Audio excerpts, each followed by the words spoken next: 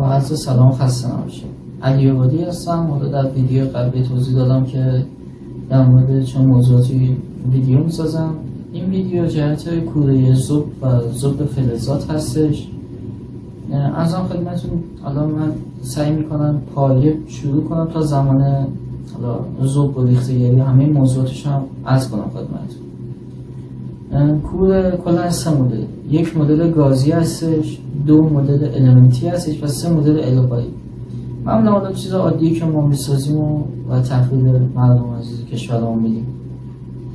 کوره گازی در حالت عادیش، یعنی در حالت پایه، کسی که بخواد کارش شروع کنه برای ساختش چیز خاصی نمیخواد. یه دمنده میخواد، یه به اصطلاح گفتنی لوله 5 میخواد. حالا لوله داربست هم بعضی استفاده میکنن، ولی خب چون حرارتی میبینه و کربن بهش اضافه میشه مثل گفتنی خشک میشه و مثلا از لوله های ویتو هم استفاده میکنن و حالا انواع بس لوله و انواع بس دمنده و بس سیمان نسوز و آجر نسوز و پتوره نسوزی که استفاده میشه، اینا بس بودجه‌بندی شخصی. بس سیمان نسوزش هم و آجر نسوز هم حالا شخص اگه بخواد تهیه بکنه داخل اینترنت هم میتونه تهیه بکنه، ولی اگه مثلا بخواد بیاد مثلا بازار میتونه بیاد. حالا مغازه ما داخل بازار امام خمینی خیابان لاله‌زاد پاساژ نور هستش، ولی مثلا برای سیمان نسوز و آجر نسوزش میتونه بیاد خیابان مولا نوروزی مثلا آجر نسوز و سیمان نسوزش اونجا تهیه بکنه. داخل اینترنت هم میتونه تهیه بکنه. بس پتوله نسوز هم میتونه داخل خیابان مولا نوروزی هم تهیه بکنه. این کوره های گازی که گفتم ترموکول و ترموستات هم روش نصب میشه، ولی خب چون اگه بخواد به سمت حرفه‌ای بودن بره خب دیگه تخصص میخواد و بهتره که یه متخصص اونو بسازه، چون بس ترموکول میاد، بس ترموستات میاد و بس عملکرد کار کوره و حرفه‌ای بودنش میاد. این حالت عادی که گفتم شخصا میتونه واسه کسایی که میخوان کار ضایعات انجام بدن و ذوب آلومینیوم داشته باشن، از قوطی رانی، قوطی پپسی، قوطی انرژیزا و ضربه، اینا آلومینیوم نرم هستش. حالا من در مورد ذوبش هم صحبت میکنم. مدل البته این کوره که گفتم فعلا ثابته، هنوز به کوره دوار بنده نرسیدم، چون کوره دوار هم مدلش فرق داره. کوره های المنتی هم حالا بستگی به بس المنت هم، بس نیکل کرونش حالا ایرانی باشه، چینی باشه، ترک باشه یا ایتالیایی باشه، سوئدی باشه. حالا خود المنت زمانی که کورش رو میخوام بسازم، حالا بستگی داره، بس تزریق پلاستیک هم هستش. مثلا بس تزریق پلاستیکش مثلا جلیقه‌ای هستش، حالا مثلا تسمه‌ای هستش، اما بس جلیقه‌ایش هم بس سرامیک نسوز هم هست که مثلا خود المنت حالت فنر قرار میگیره و مثلا وارد سرامیک نسوز میکنن. حالا بس المنت خیلی زیاده. فقط حالا من میخواستم فقط این ویدیو واسه یه ذوب فلزات باشه، چون بس تزریق پلاستیک اصلا خودش موضوعاتی زیادی داره. بعد بس ترموکول ترموستاتش هم میاد وسط و ویدیو طولانی میشه. از خدمتتون واسه خود کوره حالا سیمان نسوزی که میریزم، خود المنتش یه داستانه، خود ترموکول ترموستاتش یه داستانه. اینکه ثابت هم باشه یه موضوع دیگه است. حالا معمولا المنتش حالا نمیشه شخص خودش در حالت عادی بسازه، این کار تخصصی. اگه مثلا حالا میخواید تهیه بکنید میتونید بیاید مثلا تهران بازار امام خمینی خیابان لاله‌زاد مغازه ما پاساژ نور طبقه 3 بلاک 4 هستش. اگه خود من نبودم آقای علی مرادی دوستان هستن، ایشون هستن داخل مغازه. اگه ایشون هم نبودن شما میتونید بیاید پایین‌تر از پاساژ دوستان طبقه دوم آقای هادی داوودی، آقای سعید محبی، اینا خودشون سازنده هستن، استادکار هستن. این از بس المنت. حالا مثلا خود المنت چون نیکل کروم تا 1299 درجه میتونه تحمل حرارت داشته باشه، ولی خب از 1299 درجه به بعد خودش ذوب میشه. حالا اینو گفتم من یکی مثلا سیلیکون کارباید باشه که مثلا بحث خاص خودش داره که هزینه‌اش هم خیلی میدوره. در حالت عادی شو بنده گفتم بحث نیکل کروم شد. بحث القایی کودهای القایی حالا تا الان من فقط در مورد ثابتش صحبت کردم، هنوز در مورد دوالش صحبت نکردم. بحث ذوبش هم عرض میکنم خدمتتون. کودهای القایی دو مدل، یکی ماژول القایی، یکی الکترومغناطیس القایی. ماژول القایی در حالت عادی داخل اینترنت هم شما با کمتر از مثلا با 3 میلیون به بالا میتونید هزینه کنید یا بخرید. ولی مثلا الکترومغناطیس القایی 1 کیلویش واردات چینیش بدون گارانتی مثلا بالای 200 میلیون تومانه، ایرانیش مثلا بالای 300 میلیون تومانه. که اینو مثلا حالا ما خودمون الکترومغناطیس القایی میسازیم، شخص میاد مثلا 100 میلیون پیش فاکتور واسش می‌نویسیم و یه قرارداد می‌بندیم و می‌ریم برای محاسبات قطعات الکترونیکی و قیمت تمام شده‌اش رو عرض می‌کنیم خدمت شما، سفارش میده و مثلا براش می‌سازیم و تحویلش میدیم. این از بحث کودها. حالا کودها باز یکی ذوب فلزات ولی در فرآوری خاک یه ویدیو دیگه می‌سازم. این فقط ذوب فلزات عرض می‌کنم خدمتتون. از آن خدمتتون الان من میخوام در مورد آلومینیوم صحبت کنم. کسایی که میخوام بازیافت انجام بدن، خب خود آلومینیوم دو مدله، یکی آلومینیوم خشکه، یکی آلومینیوم نرمه. آلومینیوم نرم که معمولا عمدتاً کار میکنن قوطی پپسی، قوطی انرژیزا، مثلا گفتنی قوطی پپسی و زرورق هستش. در مورد قوطی انرژیزا، قوطی پپسی، قوطی با قول معروف گفتن قوطی که حالا ذوب میکنن، این قوطی ها 70% آلومینیوم، 30% خشکه.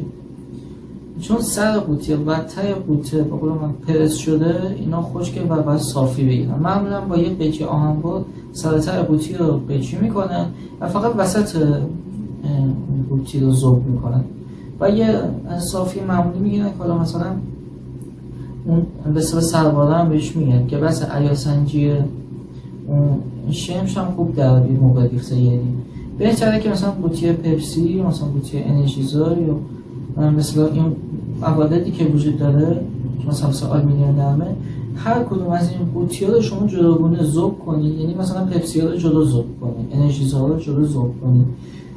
این موادی که شما جدا ذوب کنید بهتون چه میشه؟ یک دست و یک عیار به شما میده. معمولا عیاری که فروخته میشه عیار 95% هستش تا 99%. بس البته این بس عیارش هم به دلیل اون صافی که وجود داره، زرورق خودش عیار بالایی داره، بهتره که خود زرورق رو جداگانه ذوب کنید. صافی هم نمیخواد. البته زمانی که شما میخواید ذوب کنید، هر چقدر حجمتون میره بالاتر، خشکی کارتون هم احتمال داره بره بالا و اون متدولوژی رو از دست بده و اون صافیتون رو داشته باشید. این بحث رو هم گفتم که شما در نظر داشته باشید.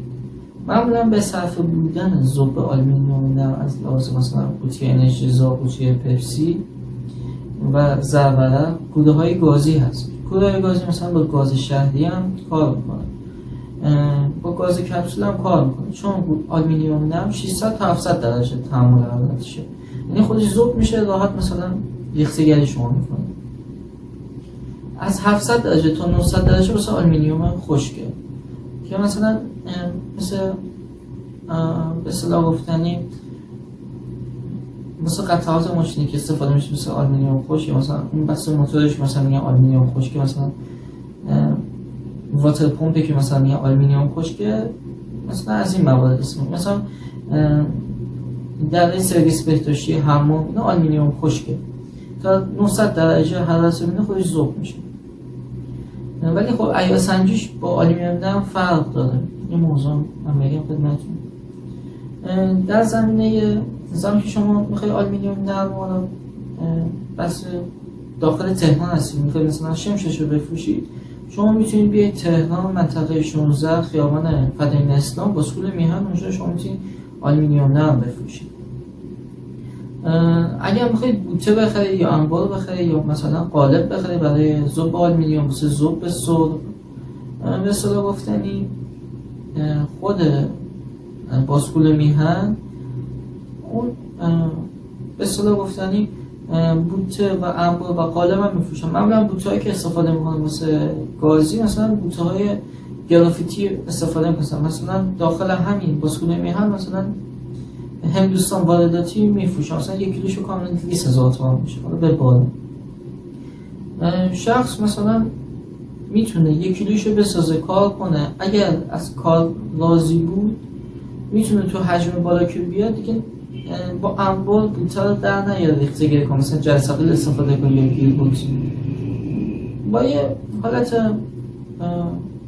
حالا مثلا در عامیانه بگم ملاقه مانند هم میتونه ریخته گیری کنه. حالا مثلا من عکسش هم بذارم که مثلا طرف متوجه باشه، سعی میکنم فیلمش هم بذارم، البته اگه داخل این حساب یوتیوب بتونم پیدا کنم، چون مثلا من فیلمش رو قبلا دیده بودم که مثلا چینی ها استفاده میکردن از این موارد که همون بس به اصطلاح گفتنی که گفتم مثلا با یه ملاقه ریخته گیری کنم، من دیده بودم این کارو میکنن که مثلا هزینه گیربکس نکنن، هزینه جرثقیل نکنن.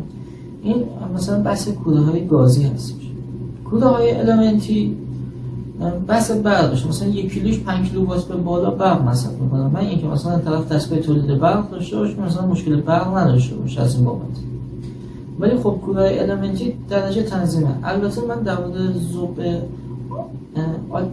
آلومینیوم بگم، آلومینیوم نه، مثلا کل ذوب فلزات بگم. نکنین زمانی که شما میخواید ذوب انجام بدید این یه متالورژی داره، از یک ساعتی به بعد، از یک حرارتی به بعد این خشک میشه و بعد بهش متالورژی استفاده بشه و به مشکل ریخته‌گری میخورید.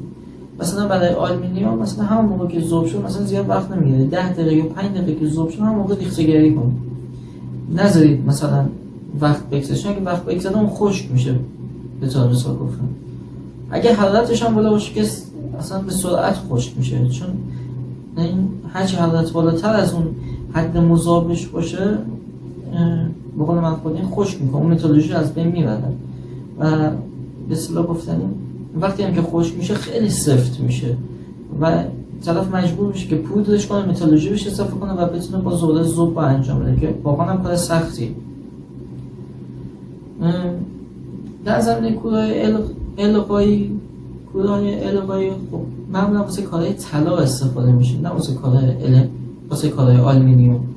ولی خب اگه طرف دستگاه تولید برق داشته باشه و مشکل برق نشه باشه اونم میتونه استفاده کنه، چرا که اگر الکترومغناطیس القایی هم استفاده بکنن دیگه اصلا به مشکل خشک شدن دیگه نمیخوره. مشکل خشک شدن فقط بحث حرارت دادنش، مثلا مثل ماژول القایی، مثل المنت، مثل گازی. ولی تو الکترومغناطیس القایی من ندیدم که کسی به مشکل بخوره. این از بحث آلومینیوم. آلومینیوم خشکم به همین صورته، ولی خب درجه حرارتش بالاه، 700 تا 900 درجه است.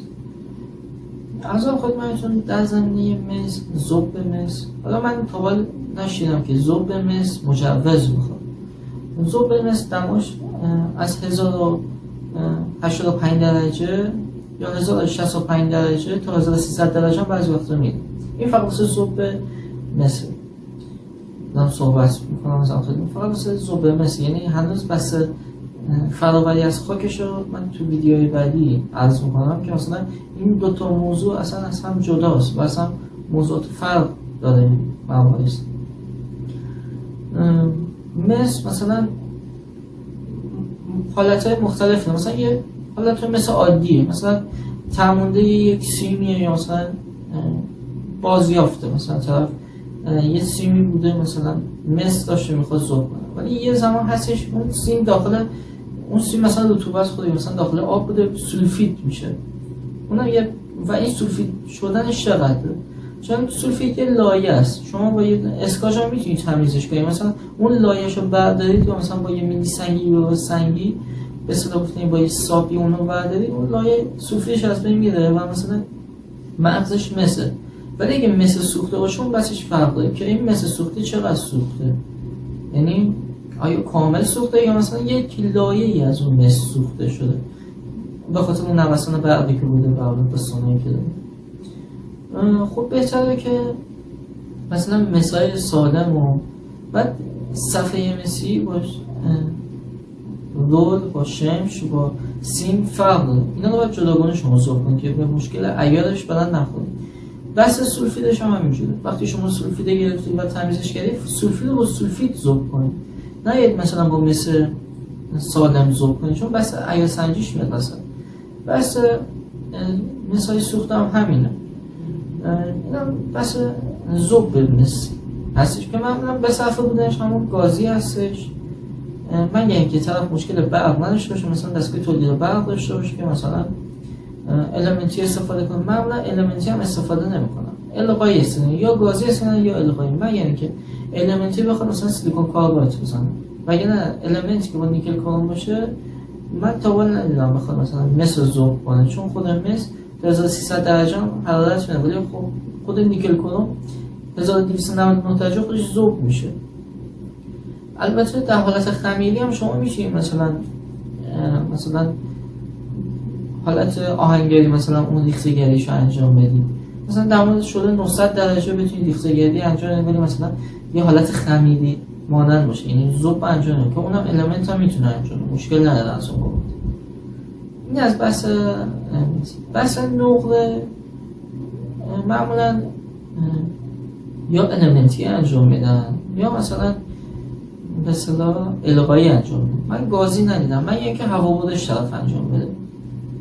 برای ذوب نقره یا ذوب طلا اگه مثلا حجمش کمه، در حد مثلا 100 گرمه یا مثلا در حد 200 گرمه یا 50 گرم یا پایین‌تر، یا مثلا تا نزدیک 1 کیلو مثلا طلا هست، شما میتونید بیاید بازار 15 خرداد، بازار زرگرها اصفهانی و عزیز هستن، اونجا مثلا هوابودش کار میکنن و ذوب میکنن و مجوز ذوب هم دارن و ریخته‌گری میکنن و عیار سنجی میکنن، داخل سامانه ملی کشوری هم ثبت کنن. حالا من طلاشو میدونم، من دقیق نقله‌شو نمیدونم از این بابت، ولی خب نقل من معمولا بحث فراوریشو تخصص دارم، زیاد تو بحث ذوبش از نظر مجوز داشتن نمیدونم.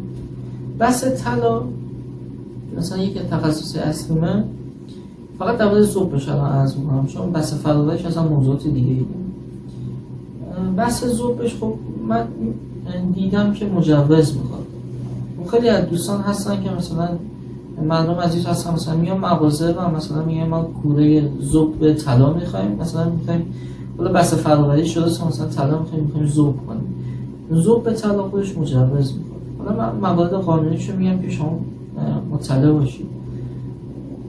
حالا در حالت عادیشون من نمیگم، ذوب طلا مجوز میخواد و وقتی که ذوب میکنه بهتره که داخل عیار سنجی بشه، داخل سامانه ملی کشوری ثبت بشه. اگر شما وسایل آزمایشگاهی میخواید بگیرید، میتونید بیاید بازار 15 خرداد ناصر خسرو، وسایل آزمایشگاهی هستش. مثلا کسایی که از قطعات الکترونیکی میخوان طلا به دست بیارن، مثلا اسید نیتریک کلورید سولفوریک مثلا سیانیدی که استفاده میکنن، مثلا بحث وسایل آزمایشگاهی که مثل بوته میخوام بگیرم، مثلا بوتهای چینی هستشون، مثلا این حجمای کم، مثلا 50 گرمی تا مثلا 100 گرمی و 500 گرمی میتونم مثلا گفتم. ولی اگه شما مثلا میخواید راحت باشید توی ذوب طلا، میتونید بیاید بازار 15 خرداد، بازار زرگرها، همونجا برید براتون ذوب کنن، چون مجوزش رو دارن، عیار سنجیشون رو، هزینه‌ای هم نمیشه که مثلا بخواید خودتون کوره بخرید و مثلا ذوب داشته باشید. این از بحث طلا. حالا من تو ویدیوهای بعدی بحث فراوری از خاک رو توضیح میدم که مثلا طرف مطلع باشه، یعنی مثلا بوده این ویدیو آموزشی دیده باشه و بدونه که مثلا فراوری مثلا از خاک به چه صورته، یعنی جدا از ذوب فلزاته.